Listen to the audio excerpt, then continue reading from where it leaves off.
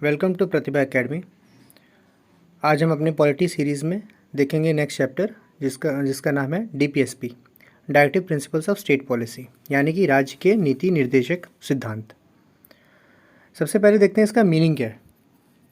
Instructions guidelines to the governments at the centre as well as state levels, मतलब कि centre और state level पे जो instructions दिए गए हैं, जो गाइडलाइंस दी गई हैं सरकारों को, वो है डीपीएसपी। ठीक है, अगला देखते हैं। अगला है फैक्ट्स। डीपीएसपी के बारे में जो फैक्ट्स हमें याद करने हैं, ये फैक्ट्स ही डायरेक्टली क्वेश्चन बन जाते हैं। सबसे इंपॉर्टेंट यही है। पहला फैक्ट है, ये नॉन जस्टिसिएबल है, यानी कि अगर डीपीएसपी पूरा नहीं किया जा रहा है, कोई सरकार डीपीएसपी को कंप्लीट नहीं करवा रही, इम्प्लीमेंट नहीं करवा रही है, तो उसके लिए हम कोर्ट नहीं जा सकते। ये नॉन जस्टिसिएबल है। अगला देखते हैं, borrowed from Ireland Irish Constitution inspired from the Spanish Constitution, यानी कि जो आइडिया कि डीपीएसपी होना चाहिए, ये कहाँ से बोरो किया गया? ये आयरलैंड से। ये हमने अपने संविधान में आयरिश कॉन्स्टिट्यूशन से बोरो किया है। और ये आइडिया कि डीपीएसपी शुरू में कहाँ से आया था? ये स्पेनिश कॉन्स्टिट्यूशन में सबसे पहले आया था। तो स्पेनिश कॉन्स्टिट्यूशन से आयरिश कॉन्स्टिट्यूशन ने लिया है और आयरिश कॉन्स्टिट्यूशन से हमने लिया है। सबसे ज़्यादा इंपॉर्टेंट ये है कि हमने आयरिश कॉन्स्टिट्यूशन से लिया है। ठीक है, अगला पॉइंट देखते हैं। Part 4 of the constitution of India, article 36-51, यानी कि ये आर्टिकल 36 से लेकर 51 में दिए गए हैं और पार्ट 4 में आते हैं। ये भी बहुत इंपॉर्टेंट है। जो भी मैंने येलो कलर से हाईलाइट किया हुआ है, वो भी आप कीवर्ड्स भी बस याद कर लेंगे तो उसी से आपका काम हो जाएगा। अगला देखते हैं, एंश्राइंस सोशियो इकोनॉमिक डेमोक्रेसी। कई बार क्वेश्चन ऐसा आ जाता है कि सोशियो इकोनॉमिक डेमोक्रेसी कहाँ पे दिया गया? डीपीएसपी में, फंडामेंटल ड्यूटीज़ में, फंडामेंटल राइट्स में। तो इसका आंसर डीपीएसपी होगा। ओके, अगला देखते हैं। They are an instrument of instructions which are enumerated in the government of India act 1935, यानी कि ये वे निर्देशों के साधन हैं जो भारत सरकार अधिनियम 1935 में वर्णित थे। भारत सरकार अधिनियम 1935 आया था, उसमें इंस्ट्रूमेंट ऑफ इंस्ट्रक्शंस के अंडर में यही डीपीएसपी मेंशन किए गए थे। तो ये इंस्ट्रक्शंस हैं जो कि एक सरकार को फॉलो करने होते हैं, उनको इम्प्लीमेंट करवाना होता है। ठीक है, the concept behind the DPSP is to create a welfare state. जो मेन एम है वो है कि हम एक कल्याणकारी राज्य बना सकें। ये मेन कंसेप्ट है डीपीएसपी के। तो कई बार ये क्वेश्चन भी आ जाता है कि वेलफेयर स्टेट की बात कहाँ की गई है? तो वेलफेयर स्टेट की बात डीपीएसपी में की गई है। ठीक है, welfare state, socio economic democracy को इम्प्लीमेंट करना, ये भी डीपीएसपी में ही दिया गया है। तो आप बस कीवर्ड्स कैच करिए। आप जहाँ पे भी नोट्स बना रहे हैं वहाँ पे ये मेंशन करिए कि डीपीएसपी का मेन एम क्या है? वेलफेयर स्टेट, एक कल्याणकारी राज्य बनाना। और ये कहाँ से लिया गया? ये आयरिश कॉन्स्टिट्यूशन से लिया गया। ठीक है, ये सोच कि डीपीएसपी होगा भारत संविधान में कहाँ से ली गई? आयरिश कॉन्स्टिट्यूशन से। बट एक्चुअली में डीपीएसपी था कहाँ पे पहली बार?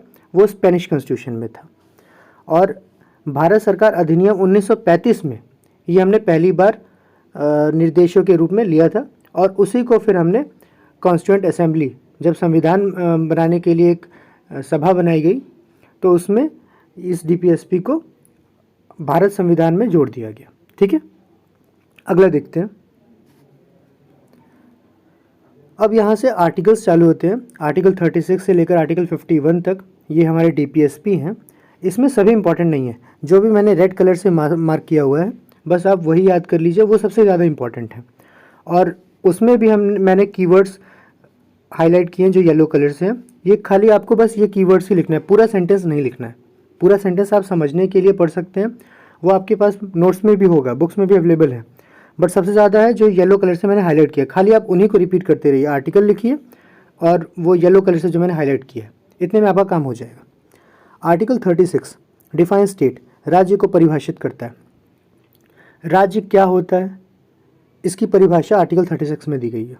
Article 37 application of principles contained in this part, यानी कि जो प्रिंसिपल, जो सिद्धांत इसमें दिए हैं, इस पार्ट में दिए हैं, उनका एप्लीकेशन। फ्रेंड्स, आर्टिकल 37 के ही थ्रू हम बता पाते हैं कि डीपीएसपी जो है वो नॉन जस्टिसिएबल है, यानी कि इसको लागू करने के लिए हम कोर्ट नहीं जा सकते। ये आर्टिकल 37 के ही थ्रू हमें पता चलता है। ठीक है, ये उतने इंपॉर्टेंट नहीं है आर्टिकल 36 और 37, इंपॉर्टेंट है आर्टिकल 38। तो आर्टिकल 38 देखते हैं। आर्टिकल 38 में लिखा है state to secure a social order for promotion of welfare of the people. मतलब स्टेट एक सोशल ऑर्डर, एक सामाजिक व्यवस्था लागू करेगा जिससे कि वेलफेयर ऑफ द पीपल को बढ़ावा मिले। ठीक है, लोगों के कल्याण को बढ़ावा मिले। ठीक है, ऐसा सामाजिक ऑर्डर बनाएगा स्टेट। ठीक है, तो आपको क्या करना है, आर्टिकल 38 नोट करना है और उसके आगे लिख देना promotion of welfare of the people. मतलब वेलफेयर ऑफ पीपल की बात कहाँ की गई है, आर्टिकल 38 में की गई है। डीपीएसपी का ही आर्टिकल है आर्टिकल 38, उसी में वेलफेयर ऑफ द पीपल की बात की गई है। ठीक है, क्वेश्चन डायरेक्टली ऐसे ही आएगा कि कौन से आर्टिकल में वेलफेयर ऑफ पीपल, लोगों के कल्याण की बात हुई है, तो वो आर्टिकल 38 यानी कि डीपीएसपी में बात हुई है। अगला देखते हैं आर्टिकल 39। आर्टिकल 39 में दिया है principles of policies to be followed by state, वो सिद्धांत जो कि राज्य फॉलो करेंगे। ठीक है, इसमें फ्रेंड्स 3-4 पॉइंट्स दिए हुए हैं, बट उसमें सबसे इंपॉर्टेंट पॉइंट है आर्टिकल 39D, जिसमें दिया है equal pay for equal work for both man and women, यानी कि पुरुषों और महिलाओं दोनों के लिए समान काम के लिए समान वेतन। ये नहीं कि अगर कोई समान काम है उसको महिला कर रही है तो उसको हम कम वेतन देंगे, नहीं। ये equal pay for equal work की बात कहाँ की गई, आर्टिकल 39D में। ये निर्देश दिए गए राज्य को कि आप ऐसी पॉलिसीज़ बनाएंगे जहाँ पे इक्वल वर्क के लिए इक्वल पे मिले। ठीक है, तो ये आपको याद रखना है कि आर्टिकल 39D में बात की गई है और ये स्मॉल डी है। ठीक है, कैपिटल डी नहीं है। अगला है आर्टिकल 39A। फ्रेंड्स आप देख रहे हैं कि ये कैपिटल ए है। ठीक है, तो आपको ये भी ध्यान रखना है कि स्मॉल डी दिया हुआ था, कैपिटल डी दिया हुआ था। ठीक है, आर्टिकल 39 स्मॉल डी में दिया हुआ है equal pay for equal work, और आर्टिकल 39A में क्या दिया, equal justice and free legal aid, समान न्याय और मुफ्त कानूनी सहायता। ये क्या है, डीपीएसपी में ऐसे निर्देश दिए गए हैं राज्य को कि आप ये इंश्योर करेंगे कि जनता को इक्वल जस्टिस और फ्री लीगल एड मिल रहा है। मतलब सबको न्याय जो है वो समान मिल रहा है और सबको फ्री लीगल एड। मतलब आप लोगों ने सुना होगा कि अगर जैसा आपको लगता है कि जो कोर्ट कचहरी में आए हुए हैं लोग, इनके पास इतना पैसा नहीं है कि वो एक अच्छा लॉयर अफोर्ड कर सके, तो वो ऑर्डर दे देते हैं कि सरकारी वकील अपॉइंट कर देते हैं उनके लिए कि ये आपकी तरफ से ये लड़ेंगे। तो यही है फ्री लीगल एड, ये सरकार हमें सहायता देती है लॉयर अपॉइंट करके। ठीक है, अगले देखते हैं, ये बहुत इंपॉर्टेंट था आर्टिकल 39A और आर्टिकल 39D। मैं फिर से कह रहा हूँ कि जो रेड कलर में मैंने मार्क किया है ये आपको ज़रूर से याद रखना है। आर्टिकल 40 अगेन ये इंपॉर्टेंट है, ऑर्गेनाइजेशन ऑफ विलेज पंचायत, ग्राम पंचायतों का संगठन। तो आपको डायरेक्टली ऐसे याद रखना कि विलेज पंचायत की बात कहाँ की गई है, आर्टिकल 40 में की गई है। Article 41 right to work, education and public assistance, ये उतना इंपॉर्टेंट नहीं है।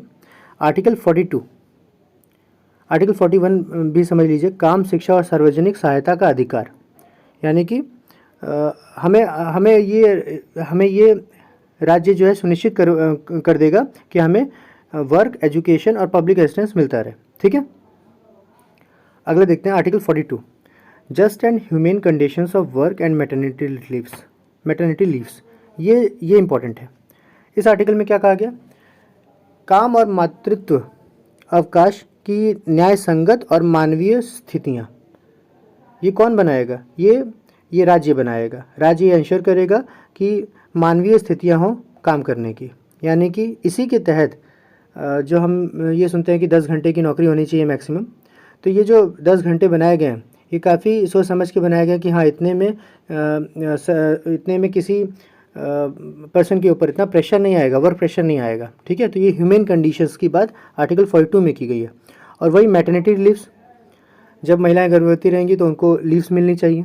ठीक है, उस वजह से उनकी नौकरी नहीं जानी चाहिए। ठीक है, तो ये आर्टिकल 42 में दिया गया। अगला देखते हैं, ये बहुत इंपॉर्टेंट था, article 43 living veg etcetera for workers, श्रमिकों के लिए निर्वाह मजदूरी आदि। मतलब कि उन्हें इतना वेज इतना मेहनताना ज़रूर मिले जिससे उनका निर्वाह हो सके। ठीक है, ये आर्टिकल 43 में दिया है। इससे ज़्यादा इंपॉर्टेंट है आर्टिकल 43A, जिसमें दिया हुआ है participation of workers in management of industries. बताया जा रहा है कि वर्कर्स का जो है पार्टिसिपेशन होना चाहिए मैनेजमेंट में, इंडस्ट्री के मैनेजमेंट में वर्कर्स का ही पार्टिसिपेशन होना चाहिए, ये आर्टिकल 43A में दिया गया है। आर्टिकल 43B में क्या दिया? Promotion of cooperative societies, cooperative societies को बढ़ावा मिलेगा, सहकारी समितियां जो होती हैं उनको बढ़ावा देना है। तो आर्टिकल 43A और 43B दोनों याद रखना है आपको। कैसे याद रखना है? 43A में याद आप कीवर्ड नोट कर लीजिए, participation in management of industries, और आर्टिकल 43B में याद कर लीजिए कोऑपरेटिव सोसाइटीज़। बस इतना ही, ये वर्ड आप नोट कर लीजिए, इतना ही। जैसे ही ऑप्शन आप देखेंगे कोऑपरेटिव सोसाइटीज़ क्वेश्चन आएगा, और ऑप्शन में आपको आर्टिकल 43A, 43B, 44, 45 ऐसे दिए रहेंगे, तो आपको ये वर्ड्स नोट करके रखने हैं, यही वर्ड्स आएंगे, और ये पूरी लाइन याद करने की कोई ज़रूरत नहीं। आप ऐसे एक लिस्ट बना लीजिए, जितने भी इंपॉर्टेंट आर्टिकल्स मैं बता रहा हूँ और जो कीवर्ड्स मैंने मार्क किए हैं वो उनके आगे लिख दीजिए, उतना ही बार बार पढ़िए, आपको याद हो जाएगा। अगला देखते हैं article 44, uniform civil code for the citizens, नागरिकों के लिए समान नागरिक संहिता। ये क्या? देखिए, यूनिफॉर्म सिविल कोड का मतलब होता है कि जब भी कोई कानून बनाया जाएगा तो वो इक्वली हर धर्म पे लगेगा। ऐसा नहीं है कि हिंदू धर्म के लिए अलग कानून बनेंगे और मुस्लिम धर्म के लिए अलग कानून बनेंगे, ठीक है। तो यूनिफॉर्म सिविल कोड अभी लागू नहीं हुआ है, लेकिन ये डीपीएसपी में दिया है, ये निर्देश दिए गए हैं राज्यों को कि आप यूनिफॉर्म सिविल कोड को लागू करवाइए, ठीक है। अभी क्यों नहीं लागू हो पा रहे हैं? इनमें से बहुत सारे आर्टिकल्स जो हैं लागू नहीं है। जब निर्देश दिए गए हैं तो लागू क्यों नहीं हो पा रहे हैं? क्योंकि ऐसी स्थिति अभी बनी नहीं है कि इनको लागू करवाया जा सके। कुछ आर्टिकल्स को लागू करवाने के लिए उतना फाइनेंस हमारा अच्छा नहीं है, हमारी कंट्री का ये उतना इंफ्रास्ट्रक्चर अच्छा नहीं है, और कुछ आर्टिकल्स को लागू करवाने के लिए हमारी जनता भी मैच्योर नहीं हुई है, ठीक है। आर्टिकल 45 देखते हैं, early childhood care and education to children below 6 years age, 6 साल से कम उम्र के बच्चों की देखभाल और प्रारंभिक शिक्षा का प्रावधान आर्टिकल 45 में दिया हुआ है। दोस्तों, इसी आर्टिकल 45 में पहले 6 से लेकर 14 साल के बच्चों के एलिमेंट्री एजुकेशन की बात की गई थी, जो कि आर्टिकल 21A में ऐड कर दिया गया है अब, ठीक है। 21A में जब से उसको ऐड किया गया तो यहाँ पे भी संशोधन करके अर्ली चाइल्डहुड केयर और education to children below 6 years age, अब 6 साल से कम उम्र के बच्चों की बात आर्टिकल 45 में की गई। पहले 6 से 14 साल के बच्चों की बात की गई थी, अब 6 साल से कम के बच्चों की बात की गई है, ठीक है। ये अमेंडमेंट कब हुआ था ये आप मुझे कमेंट्स में बताइएगा, ठीक है। संशोधन कब हुआ था और कौन सा संशोधन था वो। आर्टिकल 46 में देखते हैं, promote education and economic interest of SC, ST and other weaker sections. SC, ST और अदर वीकर सेक्शंस के एजुकेशनल और इकोनॉमिक इंटरेस्ट को बढ़ावा देना है, ठीक है। ये आर्टिकल 46 में दिया गया। आगे देखते हैं आर्टिकल 47 में क्या दिया, improve public health and prohibit consumption of intoxicating drinks and drugs that are injurious to health, यानी कि सार्वजनिक स्वास्थ्य में सुधार करना और नशीले पेय और नशीली दवाओं के सेवन पर रोक लगाया जाए जो स्वास्थ्य के लिए हानिकारक है, ठीक है। अब इसमें आर्टिकल 47 आप नोट करेंगे और उसके आगे नोट कर लेंगे पब्लिक हेल्थ की बात की गई है और इंटॉक्सिकेटिंग ड्रिंक्स और ड्रग्स की बात की गई है जो कि हमारी हेल्थ के लिए अच्छे नहीं है। तो क्वेश्चन ऐसे आ जाएगा कि शराब वगैरह अगर बैन की जाती है, कुछ प्रदेश बैन कर देते हैं, ठीक है, तो वो किस आर्टिकल को फॉलो करते हुए बैन करते हैं? तो आर्टिकल 47 में निर्देश दिए गए हैं उसी का वो पालन करते हैं, ठीक है। आर्टिकल 48 देखते हैं, organise agriculture and animal husbandry, यानी कि कृषि एवं पशुपालन संगठित करना। प्रोहिबिट स्लॉटर ऑफ काउज, गाय बछड़ों और अन्य दुधारू पशुओं के वध पर रोक लगाना। ये आर्टिकल 48 में दिया है कि हमारी जो कृषि है उसको संगठित करना है और एनिमल हस्बेंड्री पशुपालन पर ध्यान देना है, ठीक है। ये आर्टिकल 48 में है। तो कई बार क्वेश्चन आ जाता है कि स्लॉटर ऑफ काउज, गाय के वध पर जो रोक लगाने का है निर्देश, वो कौन से आर्टिकल में दिया गया है? वो आर्टिकल 48 में दिया गया है, ठीक है। आगे देखते हैं आर्टिकल 48A, ये भी बहुत इंपॉर्टेंट है क्योंकि इसमें एनवायरनमेंट को प्रोटेक्ट और इम्प्रूव करने की बात की गई है, ठीक है। अगला है आर्टिकल 49, जिसमें मॉन्यूमेंट ऑफ आर्टिस्टिक और हिस्टोरिक इंटरेस्ट को प्रोटेक्ट करने की बात की गई है। राज्य प्रत्येक स्मारक या कलात्मक या ऐतिहासिक रुचि के स्थान की रक्षा करेगा। ये आर्टिकल 49 में दिया गया है, ये उतना इंपॉर्टेंट नहीं है। Article 50, separate judiciary from the executive, न्यायपालिका को कार्यपालिका से अलग करना, ये आर्टिकल 50 में है। और आर्टिकल 51 में दिया है, अंतर्राष्ट्रीय शांति और सुरक्षा स्थापित करना, establish international peace and security. तो फ्रेंड्स देखिए, आने को तो कोई भी क्वेश्चन आ सकते हैं, लेकिन जो मेरे एक्सपीरियंस के हिसाब से है वो मैंने रेड कलर से मार्क कर दिया, ठीक है। और हर आर्टिकल में आपको ये येलो कलर से जो हाईलाइट किए गए हैं यही कीवर्ड्स बस आपको लिखने आगे। जैसे आर्टिकल 50 में जुडिशरी और एग्जीक्यूटिव को अलग करने की बात की गई है, आर्टिकल 51 में इंटरनेशनल पीस की बात की गई, आर्टिकल 49 में मॉन्यूमेंट्स को प्रोटेक्ट करने की बात की गई है, ठीक है। अब यहाँ पे मैंने ये जो अलग से आपको बता दिए हैं कि इम्पोर्टेंट आर्टिकल्स कौन से हैं, यही आर्टिकल आप बार बार रिवाइज करिएगा और इन्हीं में से क्वेश्चंस भी आ जाएंगे। फ्रेंड्स, इसके बाद जो मैं एमसीक्यू की सीरीज़ लाने वाला हूँ, आपको दिखेगा कि अगर आपने इसी तरह से नोट किया और खाली यही कीवर्ड्स उसमें नोट किए हैं तो आप सारे क्वेश्चंस वहाँ से सॉल्व कर सकते हैं, ठीक है। फ्रेंड्स, मिलते हैं अब अगले वीडियो में। Till then take care. और हाँ फ्रेंड्स, इस वीडियो को लाइक और शेयर करना मत भूलिएगा। Thank you.